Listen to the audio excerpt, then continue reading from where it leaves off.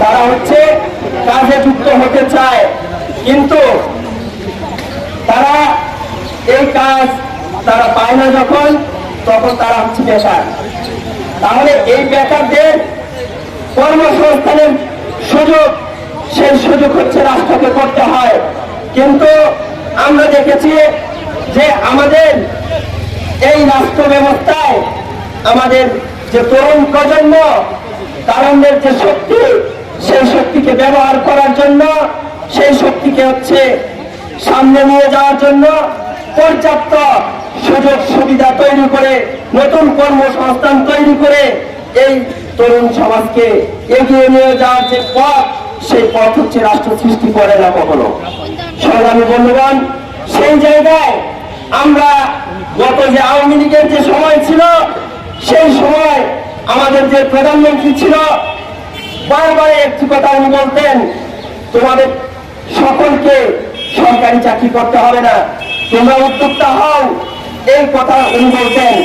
ওনার শাসনামলেই আমাদের দেশের যিনি প্রথম উদ্যোক্তা হয়েছিলেন, যিনি প্রথম বাংলাদেশে কুমির চাষ শুরু করেছিলেন, সেই মানুষটিকে সরকারি হেফাজতে সেই মানুষটিকে মেরে ফেলা হয়েছে, তার উপর নির্যাতন করা হয়েছে। আমরা এরপরে জানি, এখন যখন এই গণঅভ্যুত্থানের উপর অনেকের ঋণের কিস্তি রয়েছে, অনেকের ছেলের লেখাপড়া হচ্ছে এই টাকার উপর নির্ভর করে। সিটি কর্পোরেশনের কাছে আমাদের একটাই দাবি যে এইখানে আমাদেরকে হয় পুনর্বাসন দেওয়া হোক, নয়তো আজকে বিকাল থেকে যেন আমরা এখানে সুস্থভাবে, ওনাদের শৃঙ্খলা ভাবে যেন আমরা এখানে সুস্থভাবে দোকান পরিচালনা ভাবে করতে পারি, সেইটা আমাদেরকে একটা ব্যবস্থা করে দেওয়া হোক।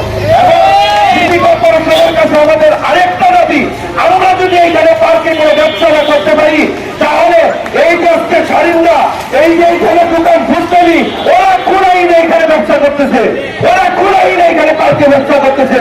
পার্কে যদি কোনো ফুটপাত নাই থাকে, তাহলে কোনো দোকান এখানে থাকতে পারবে না, এখানে কোনো ধরনের খাবার দোকান থাকতে পারবে না। আমরা যদি না করতে পারি, তারা পার্কে এই যে আমাদের ফুচকা, এই ফুচকা পার্কে আমরা তৈরি করবো। আমরা আজকে 29-30 বছর যাবত এখানে ব্যবসা করতেছি, ওনার আজকে 10 দিন যাবত এসে বলতেছে যে না, বাইরে ব্যবসা করা যাবে না, আমরা ভিতরে ব্যবসা করবো। ভিতরে যদি ব্যবসা করা যায়, ভিতরে যদি নোংরা না হয়, সত্যি এইটা আমাদের উপরে প্রয়োগ করতেছে।